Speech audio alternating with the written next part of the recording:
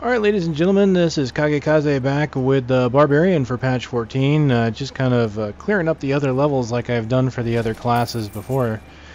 And so I'm really close to getting a level. Just want to go ahead and get the recording process started for when I do finally hit the next level. We can kind of go over what we get. So a little extra playthrough for you.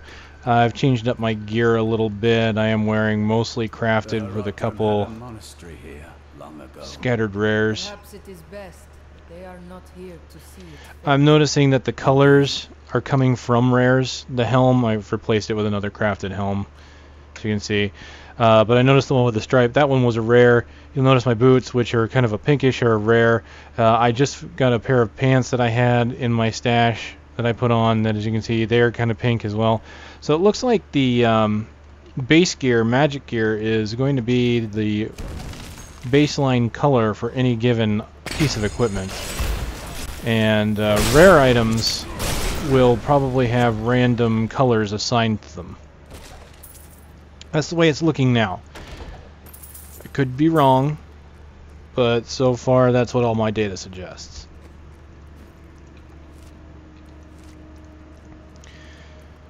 Well, I thought I was going to have a bit more to kill when I started this recording.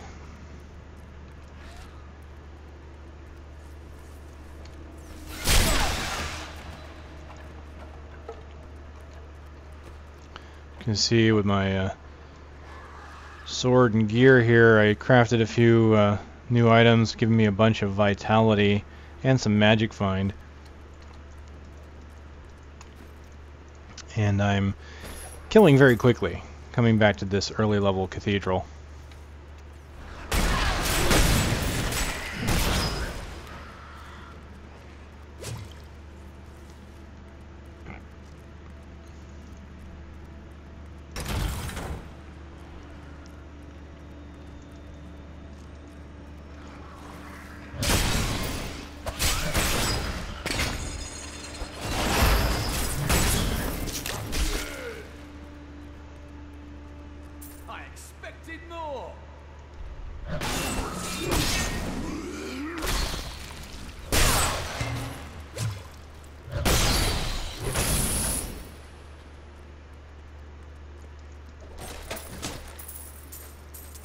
I've noticed that most of the elites are still dropping a good amount of blues, anywhere from 1 to 3. It seems to be 2 on average.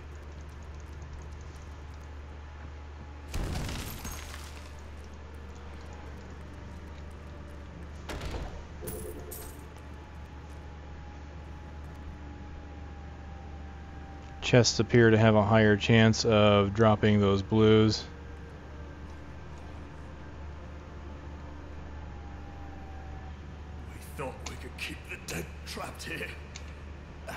Ooh, pretty nasty bunch of caching going on here, but there's level 11 in slow motion.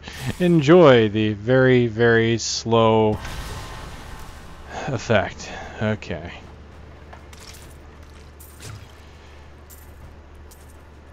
A rune for Rend.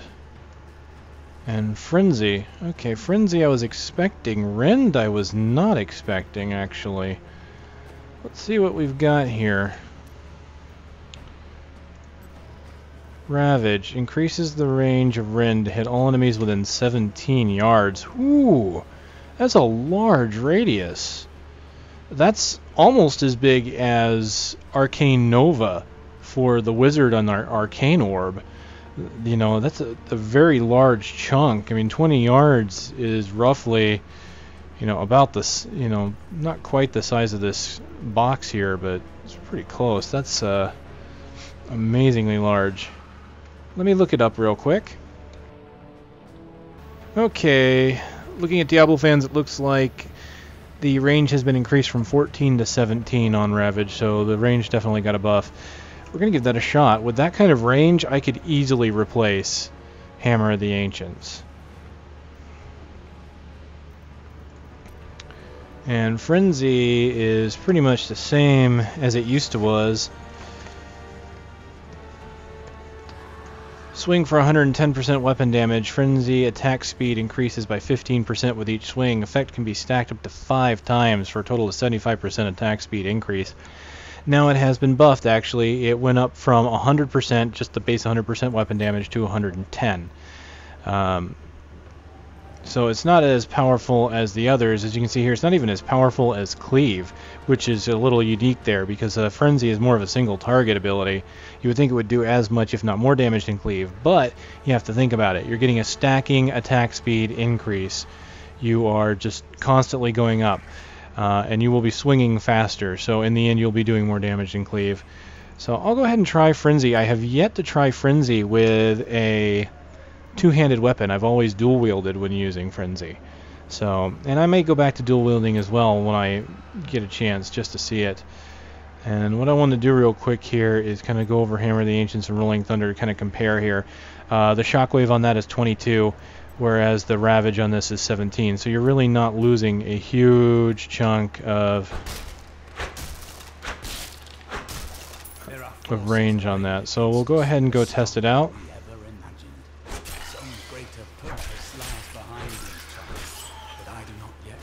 Wow. Even with a two-hander, I was starting to swing pretty fast there.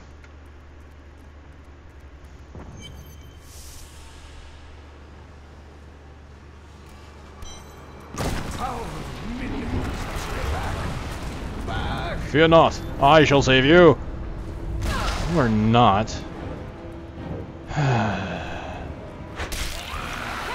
2, 3, 4, 5. There it is, 5. Gosh, look at that. Just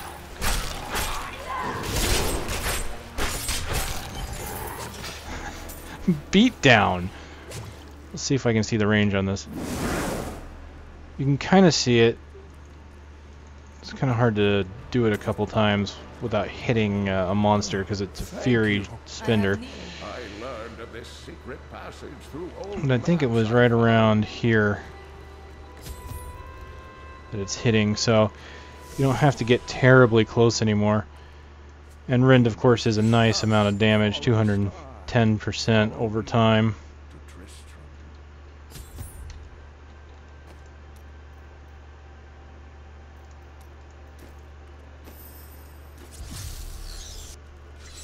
Not much more than Hammer, really, but with that rune, definitely can put it down on a large group. Did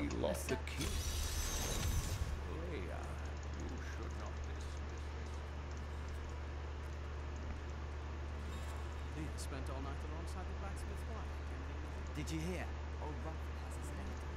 Blacksmith. Not now. One thing about Frenzy that's really nice when you're dual wielding, you automatically get a 15% like weapon attack speed bonus. So you can just imagine with Frenzy and dual wielding, you can really just start swinging and just tearing your way through a group of monsters like a blender. Apologies will not lay them to rest, Blacksmith. Swing your bloody hammer. This must be done. You see I hit him way over here. Forgive me.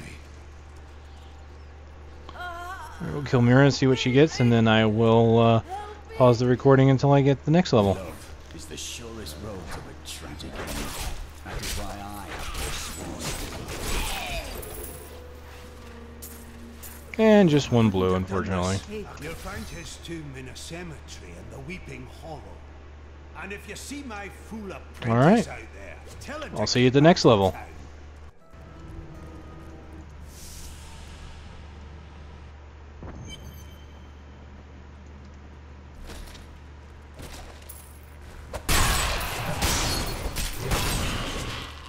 Maintain your incantations. You will Your magic is weakened. I am free.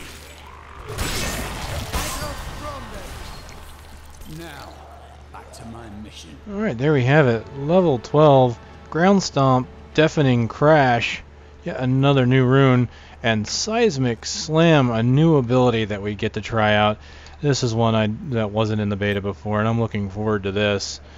Seismic Slam. Slam the ground and cause a wave of destruction that deals 155% weapon damage and knockback to targets in a 45-yard arc. Wow. I'm looking forward to trying this one out. I've seen some footage of it. It looks good. Let's see. It's not as powerful as the others, but it costs more fury.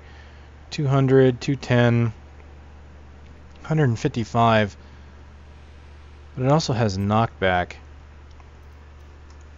I'll definitely have to try that. And then we have Ground Stomp with Deafening Crash.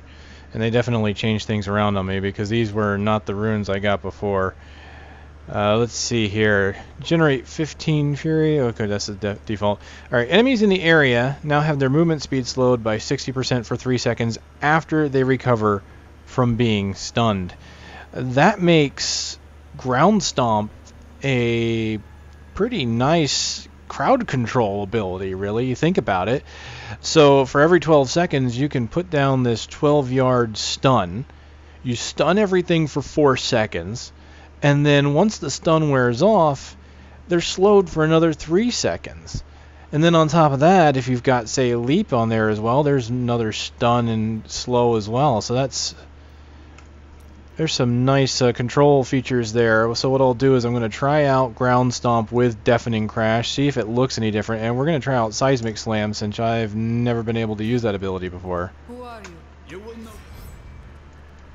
Tell me, what brought you to this infernal place?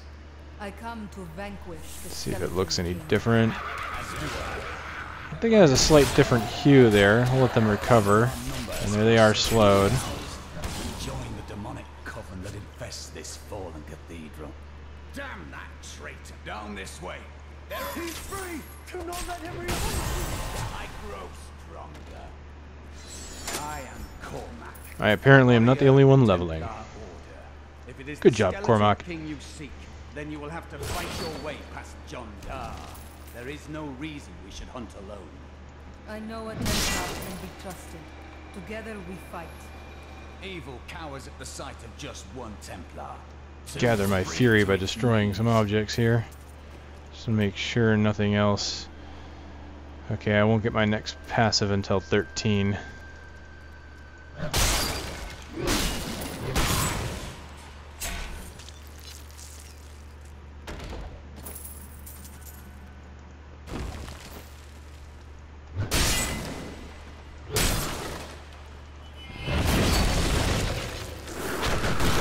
There it is. Oh, that's massive. Look how far out that goes. And I see what it means by a 45 arc, 45-yard arc. So it kind of starts.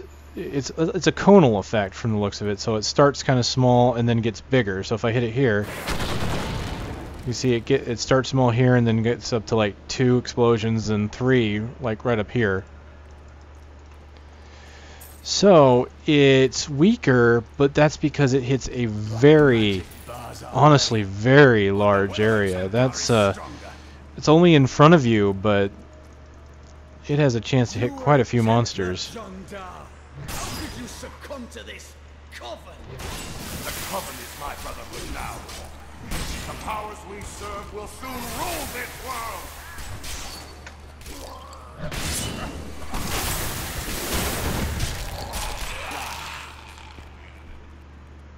Please forgive me. My vision was clouded by the coven's evil magic. Betrayal can never be forgiven. So that's just a nice ability to have and use there. I will go with it. Agree. Then Go down and destroy something else.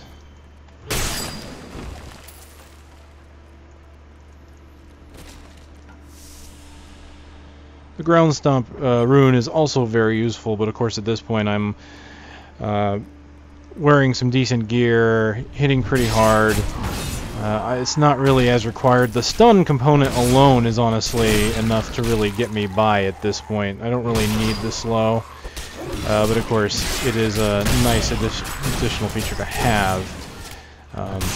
It's a pure upgrade, obviously.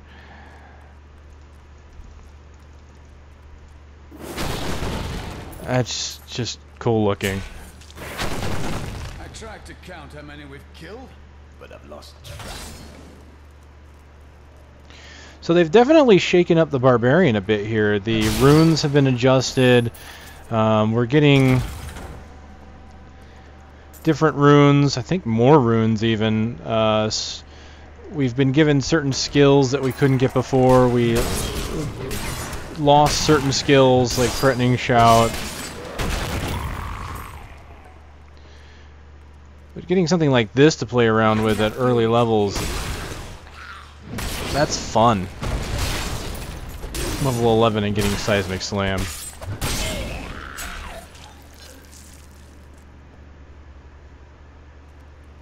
I just want to hit something else with it.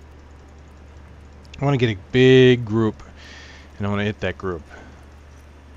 Even though it's only 155, I can still probably do a decent amount of damage to them.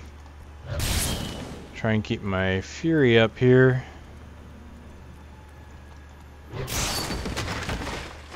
Alright, I'm going to put Leap back on since we've seen the Stomp. Like I said, it looks like the Stomp only really changes a slight color, so no additional effects really noticeable aside from that. Look at that, knocked that guy way back. I need fury.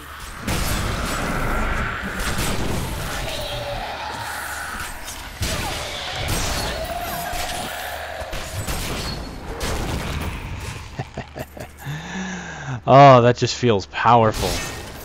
Just slamming down and putting a shockwave in front of me.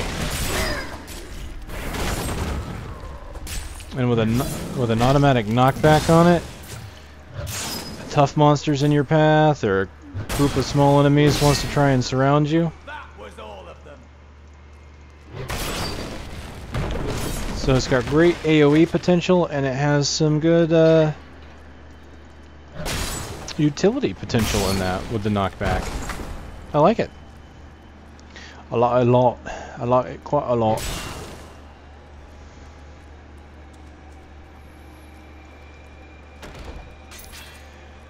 Alright, doesn't look like I'm going to be finding too much more to hit with it. So that is a fun ability. I will probably be keeping that for a while. So what I'll do is I'll go ahead and try and get up to level 13 now. Dare to bring the warmth of life into my tomb. We shall put you down, Hellspawn.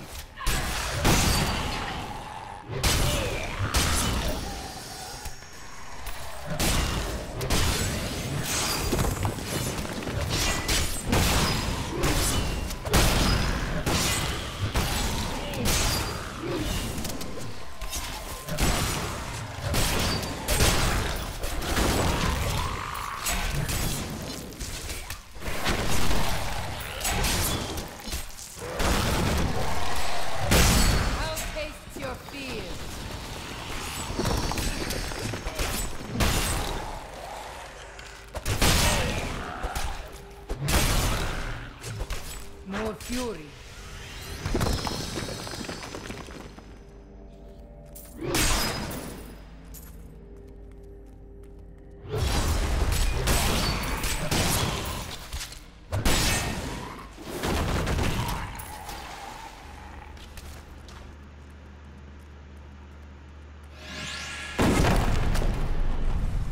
Not enough fury.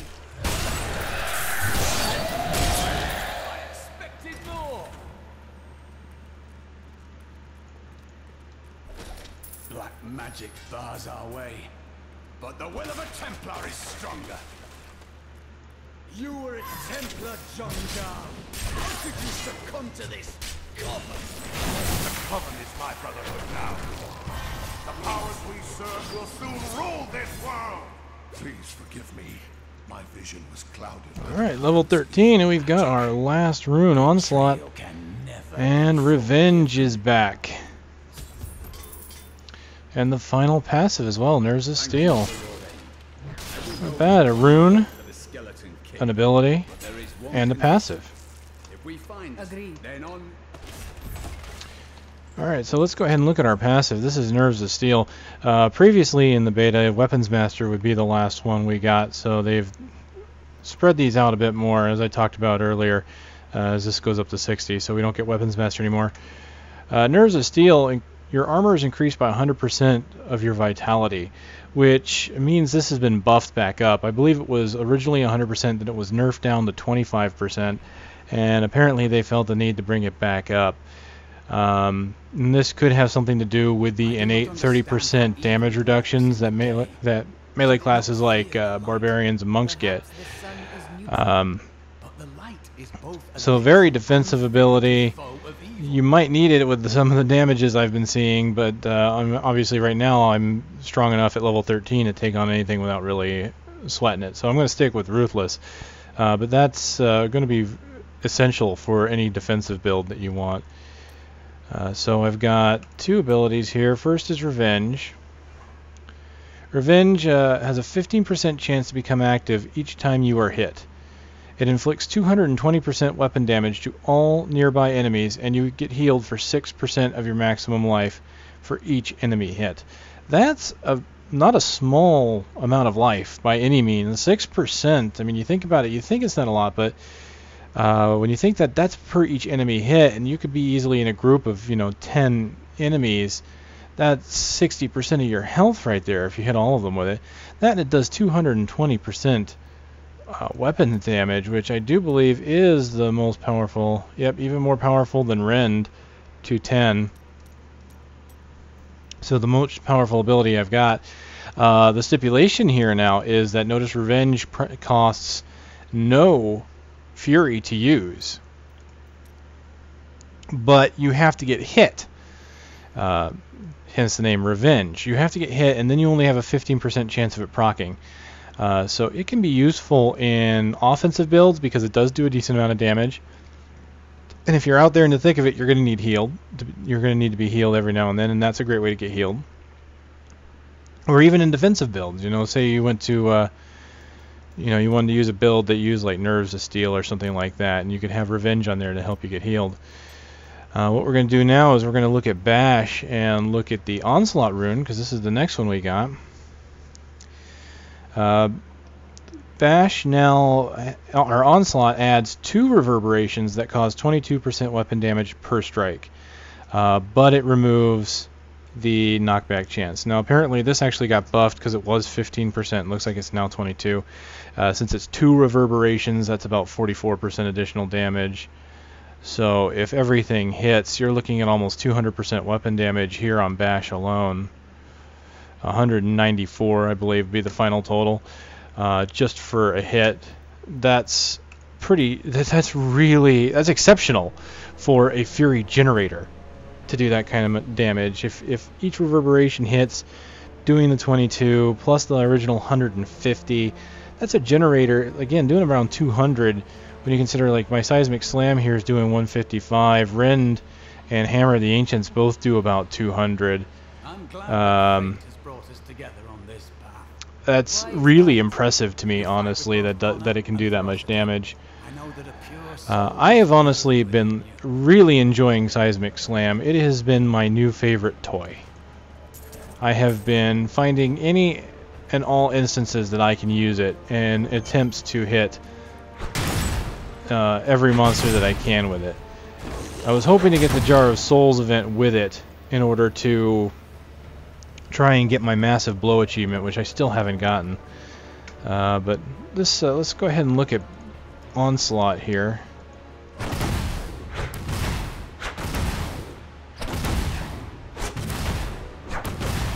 And you can see it's basically like 3 hits. It's the initial plus the 2 reverberations, so it's a total of 3 hits on this ability. Very powerful. Now, not much is going to last long against this, so I might not really be able to show it off too well. I'm also hoping to get hit enough to proc Revenge.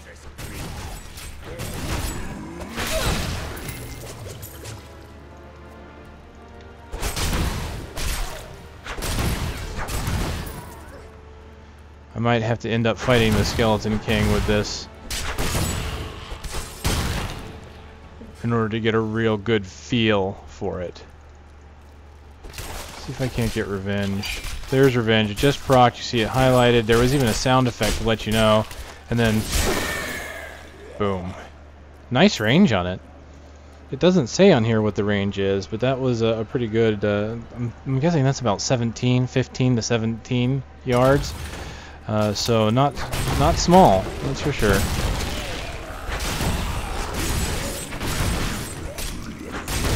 I think I was doing 28, then 5, then 5, something along like those lines.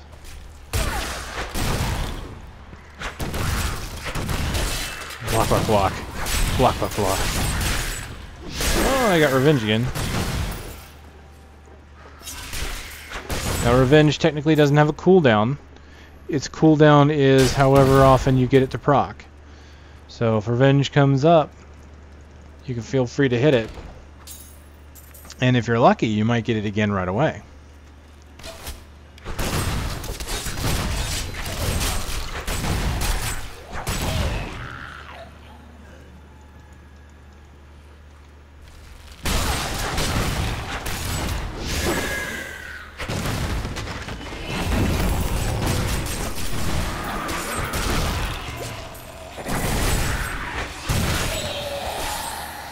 No, not letting you get away.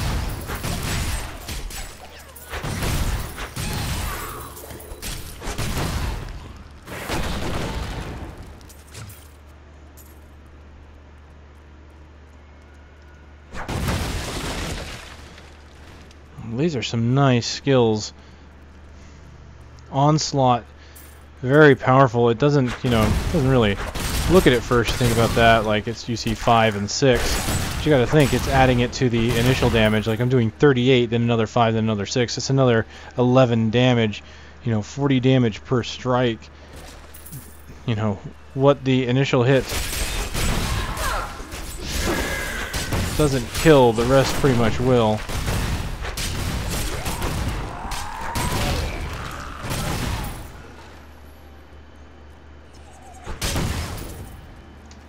Now apparently Revenge has a timer as to how long you can use it, and it doesn't, again, unfortunately the tooltip doesn't really tell you, but I was going to try and use Revenge when I got here at the top of the stairs, and unfortunately it just went off cooldown, or just became inactive before I could use it. It's a nice area.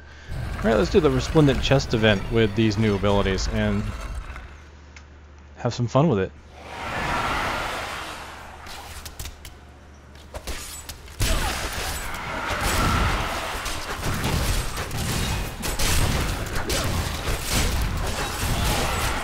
Get my health back.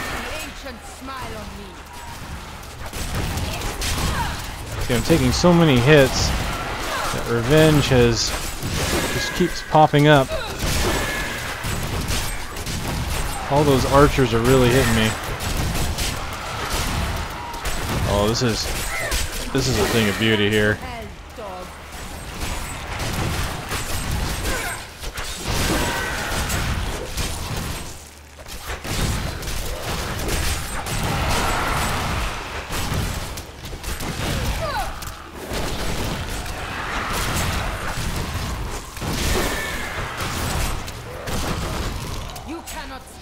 before me.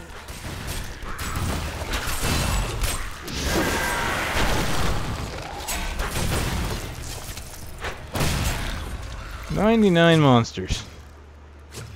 Not my best, but that was just fun. And as you can see, I ended that combat with all my health. Granted, I have Cormac as my healer with heal and loyalty. But you saw that my health was dropping every now and then, and just Revenge bringing it right back up. That's the benefit, of course, also that it doesn't have a cost. And this is nice to see, even this resplendent chest, because when I did this event before, this chest honestly didn't drop but maybe 3 items, and they were mostly white. Every resplendent chest now apparently will be an explosion of gold and blues and possibly more, which is really exciting to see, because that means exploration will be highly rewarded. For example, there will always, as of this patch, there is always a resplendent chest in one of the 3 tombs for King Leoric. So if you don't find it, you want to go in each time, because that's a chance to get your next magic item, your next rare or legendary. Not only that, but one of the tombs almost always has Jar of Souls or the Bones event, which is extra gold for doing a mission and more experience. And of course a chance to get items, because when you finish the quest will automatically award you some items. Like so far I've really only been getting blues out of it, but I've gotten 2 or 3 blues.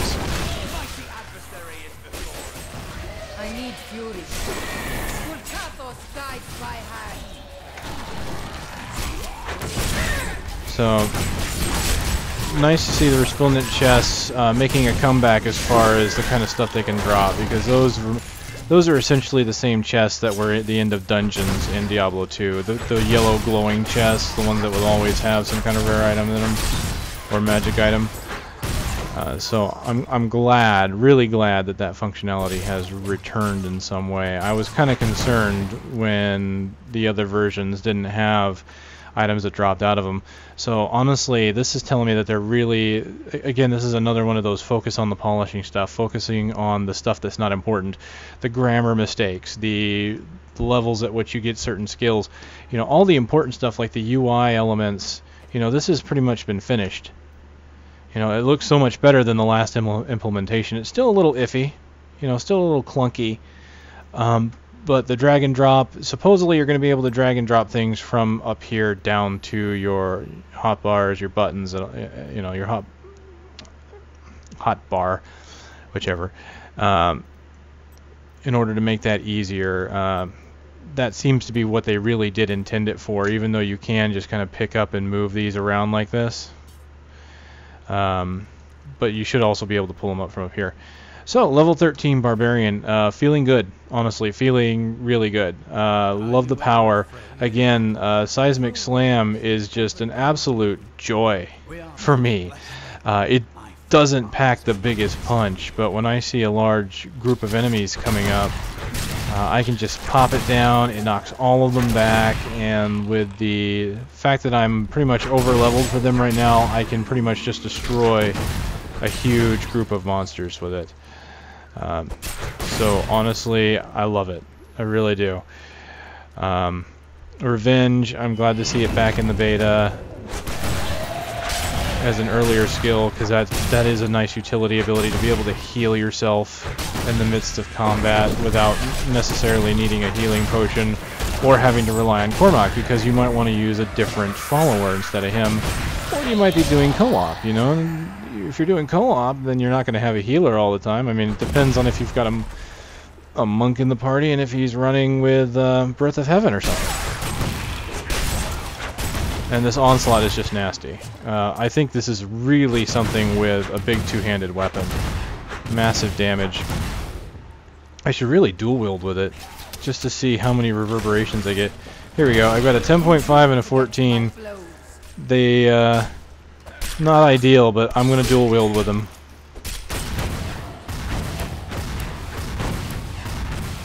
I don't know if the game knows what to do. Hold on.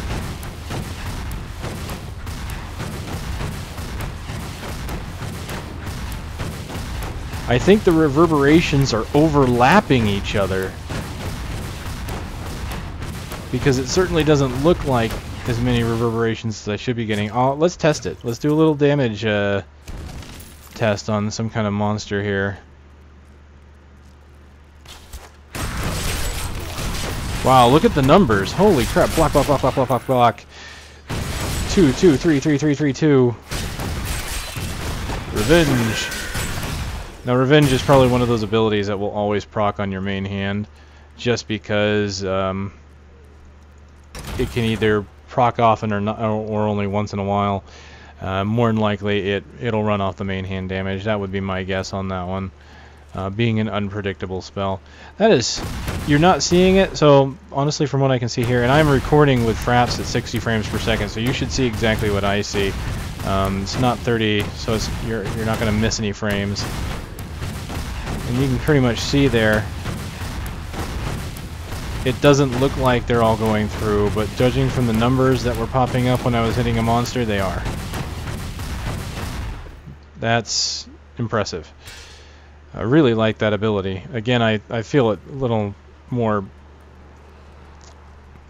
Well, I was going to say it feels more appropriate for a massive two-hander because it's, you know, a massive reverberation, but honestly, there's something that feels right about dual wielding and having all those reverberations coming out. Honestly, it kind of challenges the whole convention of, you know, if you're dual wielding, you should be running Fury. If you're two-handed, you should be running Bash. I mean, those seem like the obvious choices, really. But you can do it any way you want, because having tried Fury with a two-handed weapon, the attack speed is incredible. You get Fury up to 5 stacks, and you are swinging this two-handed weapon as fast as you would normally swing a one-handed weapon.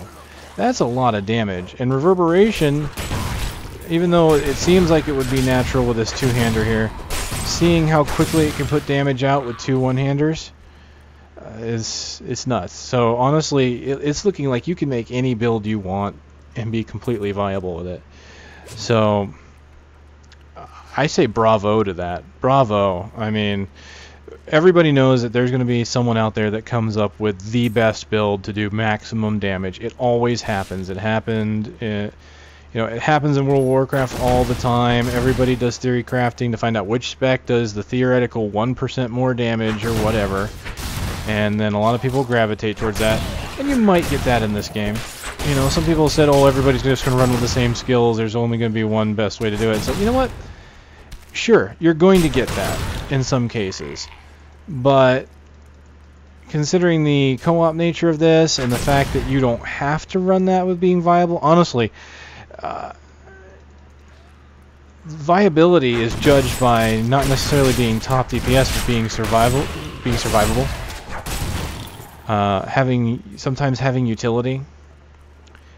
And not only that, but seriously, eking out 1% extra damage or DPS in a game like this, you're hardly really going to notice it. You might notice it in World of Warcraft when you're sitting there in a massive 25-man raid, and that 1% could be the difference between your raid beating a boss or not.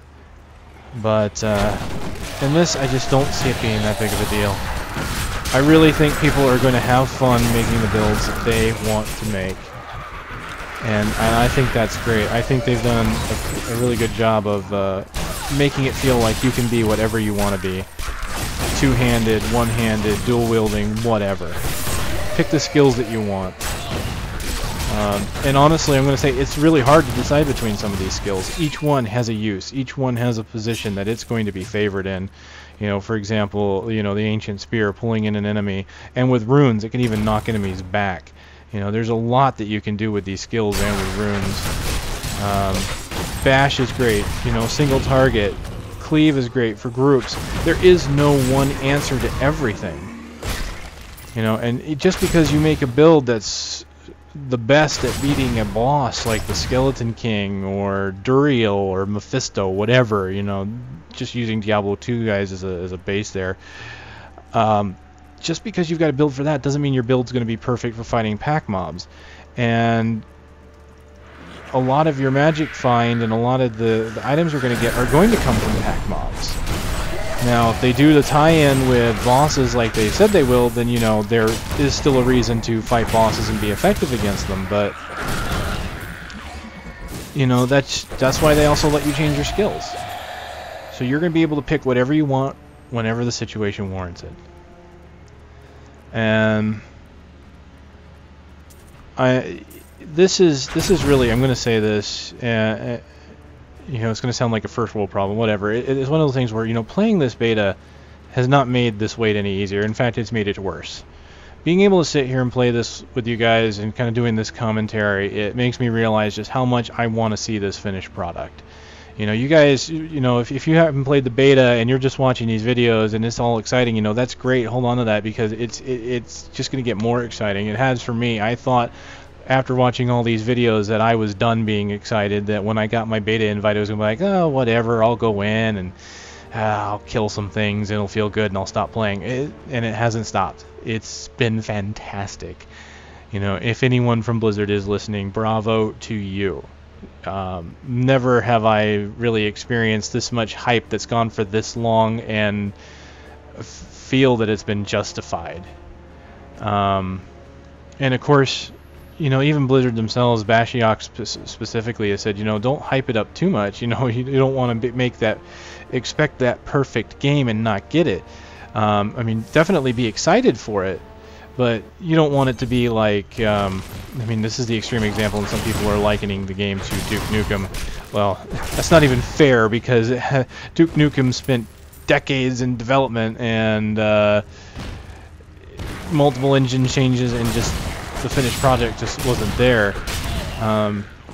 This is nowhere near that. I mean, there was so much hype on that it was ridiculous. And on this, granted, there's a lot of hype, but I think a lot of that hype is coming from the players themselves that are so excited, that are watching this unfold, seeing that they're going to finally get the sequel to the game that some of us really didn't even think was ever going to come. I am eagerly anticipating the release. I'm hoping that it's soon, and not soon with a trademark, I mean truly soon. I'll be refreshing Diablo fans as much as possible to find out if they ever release a release date for it. So with that said, you know, guys, what I'm going to do is I'm going to go ahead and I'm going to go through on level 13 here, and I'm going to fight the Skeleton King one more time with my final abilities. And I'll end the commentary here, though. And I want to thank you guys again for watching. I will be doing the other playthroughs. I anticipate the other classes will not be changed as much. I will be doing the monk first because he does have some new skills, or at least one new skill that I want to go over. And I honestly will be doing the others because I want to see the order changes that they've done and see if there's new runes that we weren't able to play with before, kind of like the Barbarian. And the commentary might be minimal because the changes in this patch for most of the classes were minimal, other than if they move things around. So, alright, like I said, I'm going to end it here. Thumb up if you like it. Questions, comments, concerns, delicious cake recipes, whatever you want to leave in the comment section, please do. It's always appreciated. And I'll go on to kill the Skeleton King, guys. Thanks for watching. This is Kagekaze, signing out.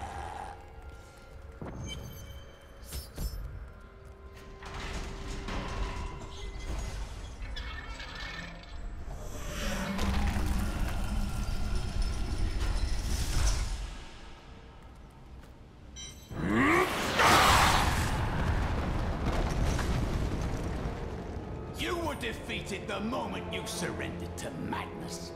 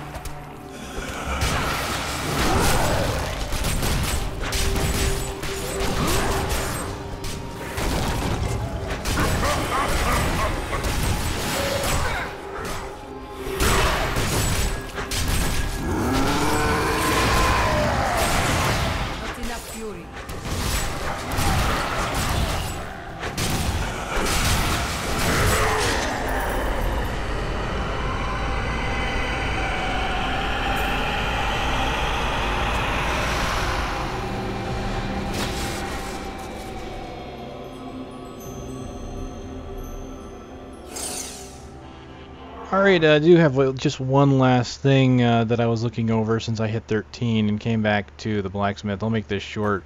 I just wanted to compare for you guys at level 13 the amount of stuff you can craft that you can use. Again, here's everything, and here's what I can equip. At level 13, I can only make one item for each slot. So they are definitely spacing this out.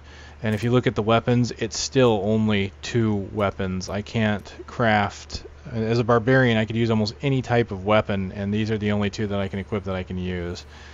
So just kind of wanted to compare that to the other levels that I've had, just so you know exactly where we stand on crafting. So I would say look forward to having maybe 1 new piece come every few levels, just to try and space it out for you guys. Alright, that's it. Thanks for watching.